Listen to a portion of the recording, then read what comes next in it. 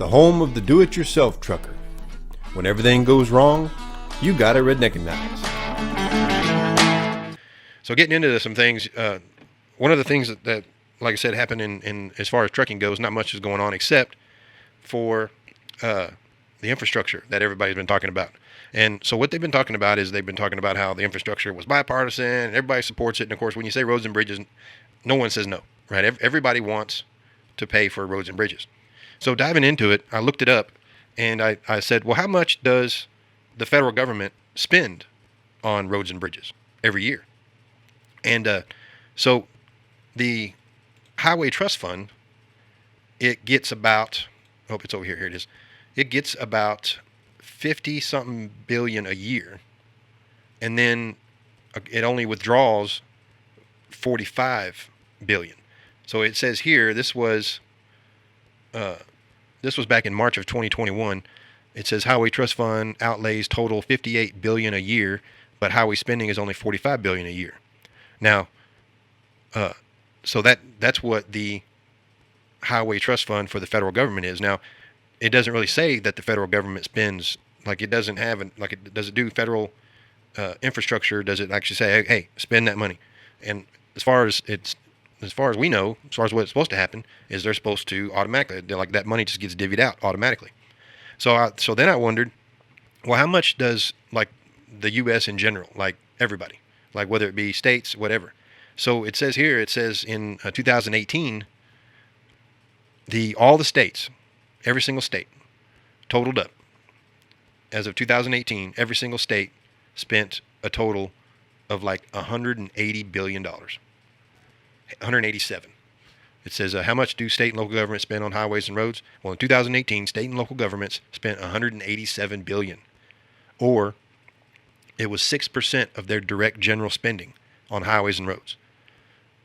And it's, so in the infrastructure bill, it's had like a little over 100 is what it did. Now, what we don't know, and what we don't really know that details because they never really explain it that well, is how long does that go? Like if it was 110 billion they set aside for roads and bridges in one bill like that, is it just for the year, or is it spread out over years? Because they tell you when they're trying to pass like a big $3 trillion deal, they say, well, that's over 10 years. Well, what is this 110 that they just said they're going to spend on roads and bridges? What's it for?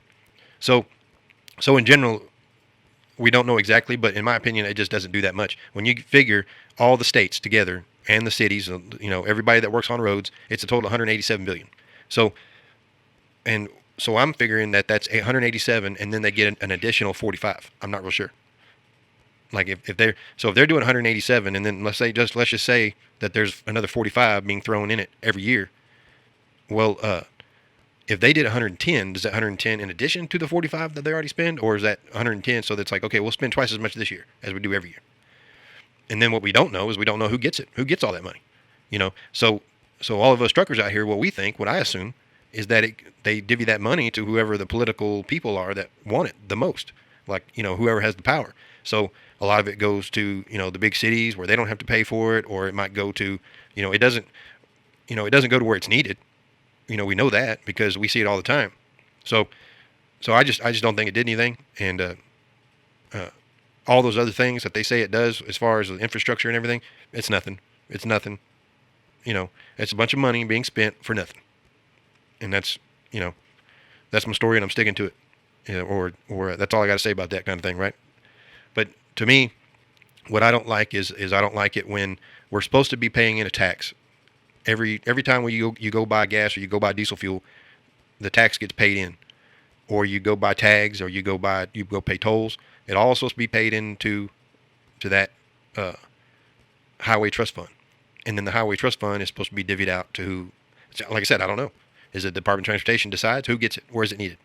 If you ask truck drivers, what they'll tell you is that the Highway Trust Fund money, any money that gets spent on taxes, should go back to the location where that tax was purchased.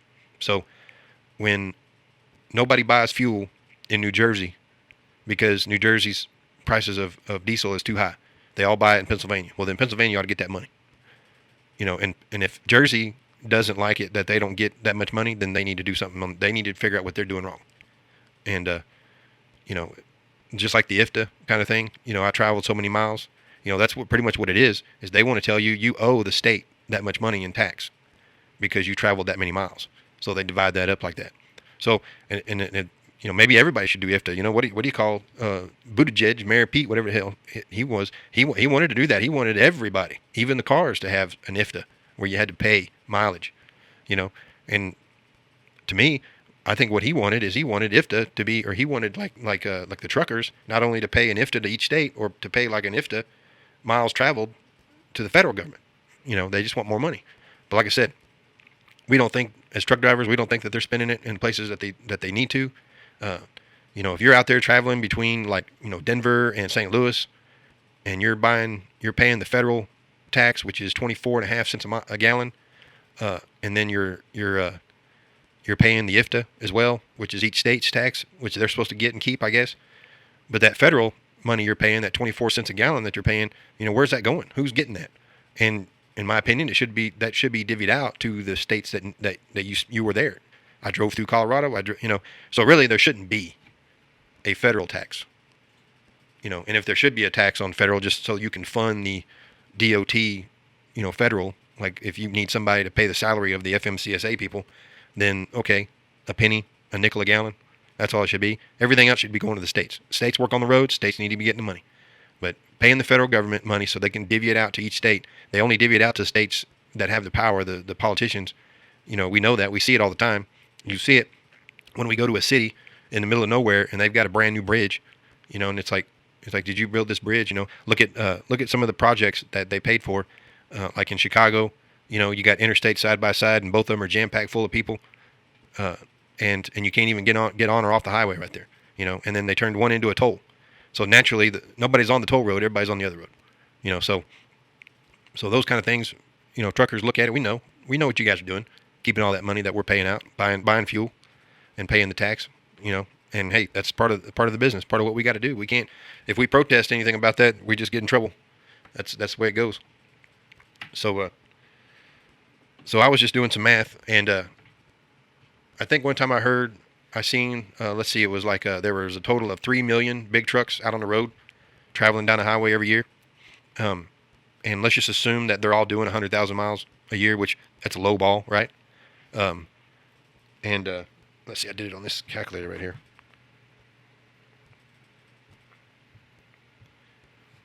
So yeah, I did some figuring, and like I said, if that's 3 million trucks doing 100,000 miles, that's 300 billion miles being driven every year. Now we can bump that up to 4 because we know we're doing more, and there's probably 30% of those trucks are probably team trucks, but just doing 300 billion miles, and let's say that all the trucks are getting 7 miles at a gallon, some are getting better, some are getting less. Well, that's 42.8 billion gallons of fuel. 42.8 billion gallons of fuel annually being purchased by big trucks.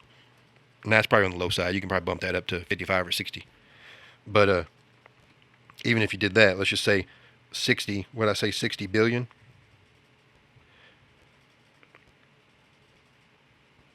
And you did that's $14 billion. That's all that is. $14.7 billion a year in fuel tax only. Okay. Now, like one of our good founders, Greg, was talking about, the other thing that we have to pay in is we have to pay in the heavy use tax, which is $5.50. And so 3 million trucks paying $5.50. That's what did I say that was? I did the math on that too. See, that's 1.6 billion. So you're up around 16, 17 billion paid in by big trucks, and they say there's like 50 billion paid into the highway trust fund. It's like 50. What did I say? 50 something billion annually. It was down here somewhere. Where is that? There it is. Nope, that's not it. Anyway, it was 45. I think it was 55 billion was paid into the highway trust fund, and 58, and then 45 was spent. Well, probably about 20 billion of it is all big trucks, and that's 3 million big trucks. So think about how many cars are out there paying for gas. They're probably paying for most of it, but that's still, you're talking about 3 million trucks paying almost half of the total infrastructure highway trust fund. And that's not to mention when you buy a new truck, you got to pay a tax on that. When you buy tires, there's a tax on that. Like so, when you get tags or anything like that, there's a tax on that. And then there's the HUT, which is different. So that's a tax. There's the tax on that. And I would like to see there's probably more involved in getting paid into as far as states go. But when it comes to federal, it's a lot of money. And 110 billion is what was in the current deal. We don't know if that's over one lump sum or a period of time or whatever.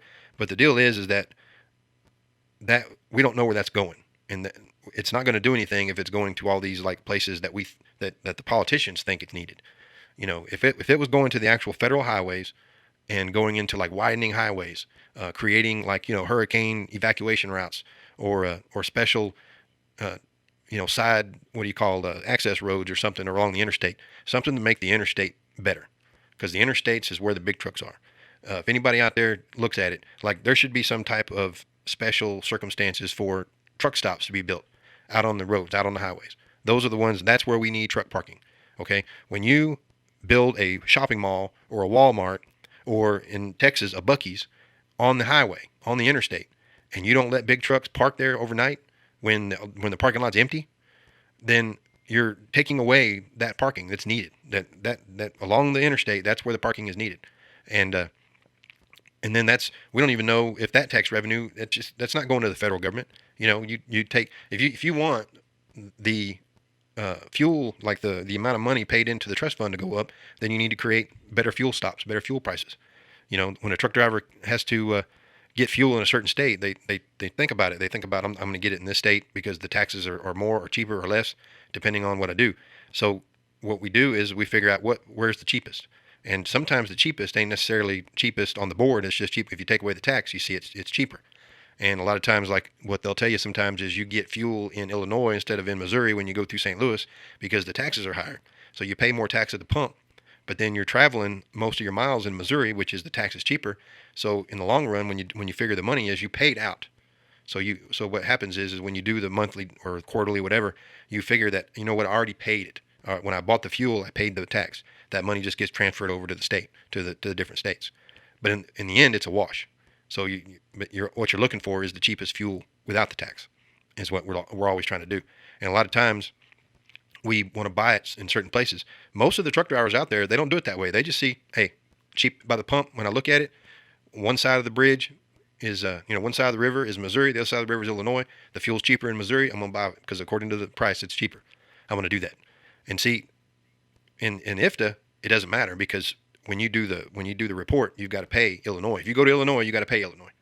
If you got to, whatever you got to do. A lot of truckers out there, they don't drive in Illinois. They don't go to Indiana. They don't go to Kentucky. They don't go to Oregon. They don't go to those states because the way they do things, the way they charge their tax.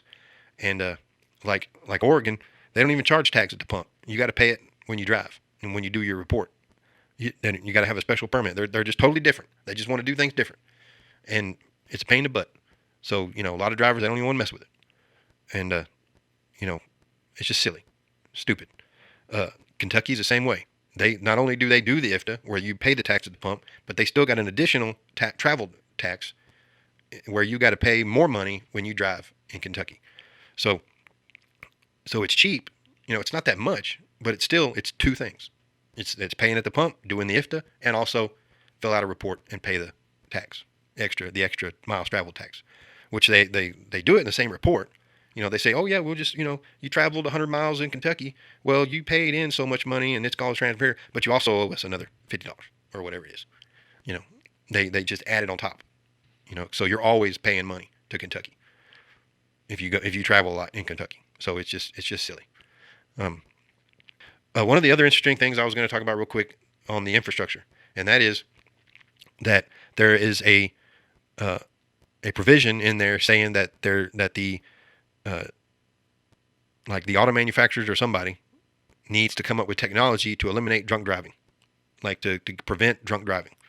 So there's going to be I guess there's funding for it, I'm assuming. But what it is they want technology in the new vehicles when vehicles get made, and I think it's like 2026 or something like that. They want the new cars that are being manufactured to have some type of technology to prevent drunk driving.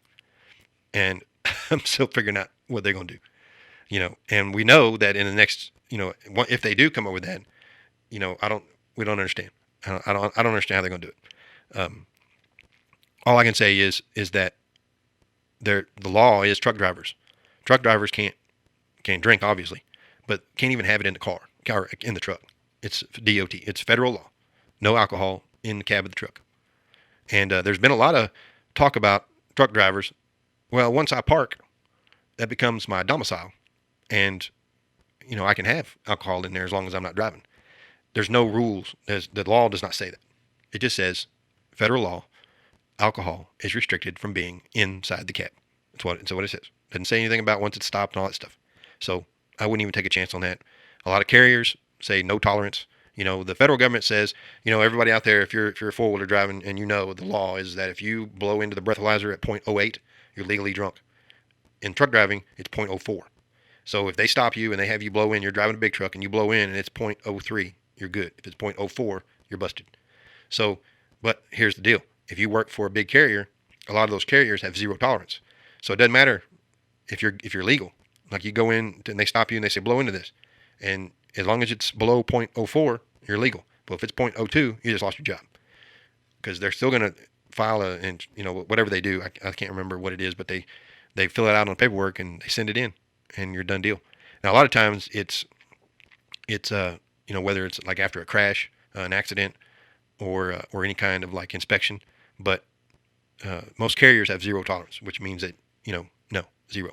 The law is that, I don't even know what the cars are as far as like drinking beforehand. Like in cars, you have a couple of beers at dinner and drive home. Okay, if you get stopped and as long as it's below 0.08, it's fine. But if you tell them, I just had 2 beers, and you blow in and it says 0.02 or 0.01, they're like, okay, you're good to go. Okay, in trucking, the federal law says if you go to a restaurant and have 2 beers and then drive your truck and they stop you and you say, hey, I just had 2 beers, you're busted, because federal law is 4 hours. So you can't drink anything 4 hours before coming on duty. So trucking has done a lot to prevent drunk driving for big trucks. Okay. And again, most carriers is a zero tolerance as well. Theirs is like 8 to 12 hours, not just 4. So, and that's specific for it's pretty much just the night before. You drink, let's say you drink at 8:30 and you go to bed at 10, and then you wake up at 7 in the morning, more than likely you're good to go. So that's why they do that. But the the trucking industry has done so much to try to prevent drunk driving. And again, there is still issues where you still get drivers driving drunk in a big truck, even though the laws are so strict. But it's not that they work for big carriers and all that. It's a lot of these little, people that you never heard of, or sneaking around doing things they shouldn't be doing and all that. You still have issues. It's just not as much. Now, I'm really not sure how the government is going to try to eliminate drunk driving. I mean, pretty much what they want is they want zero. They want zero drunk driving. They want no one driving drunk at all.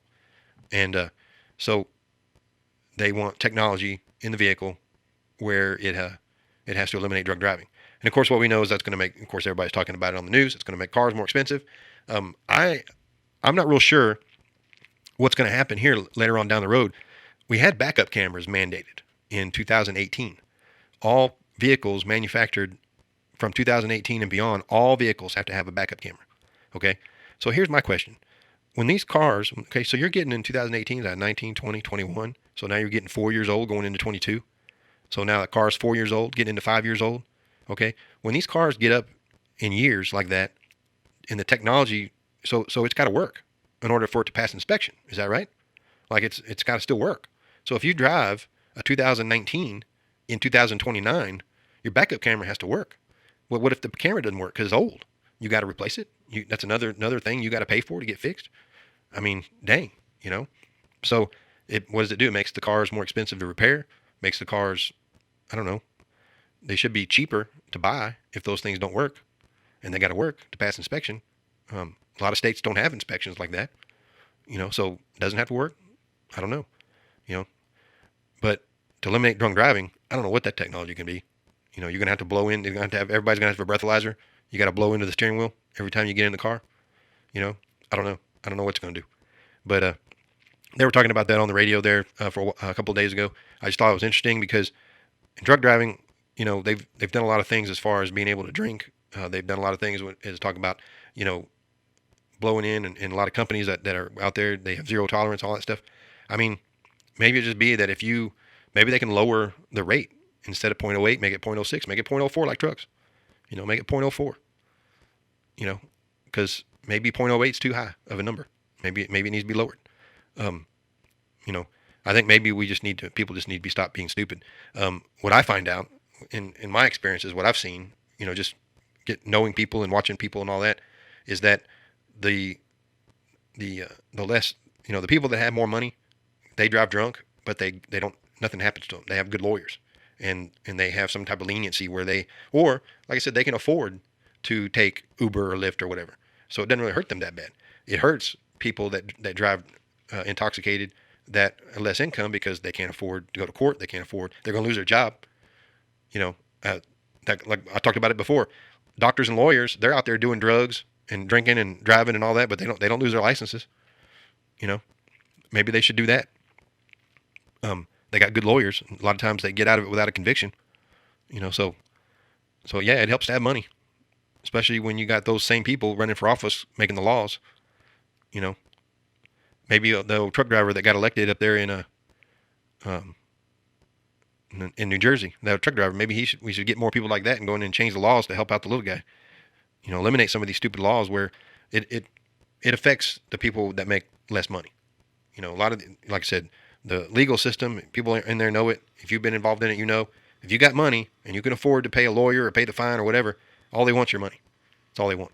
So, but all that kind of good stuff, that's all how it goes and how it works out. And, it's a vicious cycle. vicious cycle.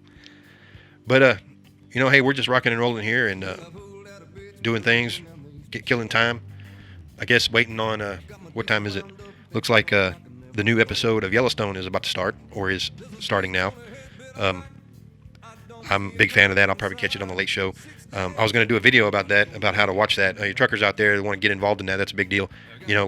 Streaming services are a great thing to be able, for truck drivers to be able to watch good shows and follow the story, and without having to catch reruns or whatever when you get back home. You can do it out there on the road in your devices, even hook it up to the TV or whatever that you got in the truck. It's really cool. But other than that, that's what we do here at Redneckanize, talking about the truck show. That's Matt's 2022, March 24th through the 26th. You can register at truckingshow.com. It's open now.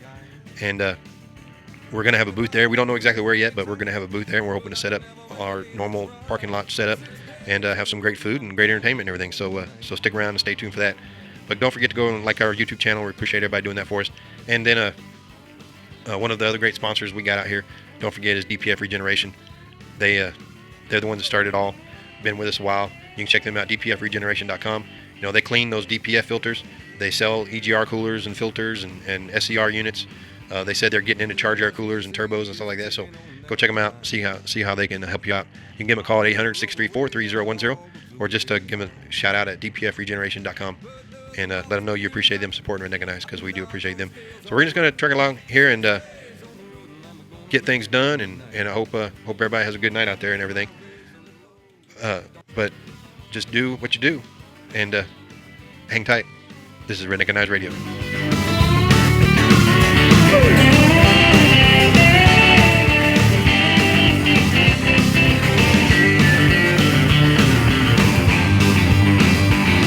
Well, the ICC is checking on down the line. I'm a little overweight and my logbooks are way behind.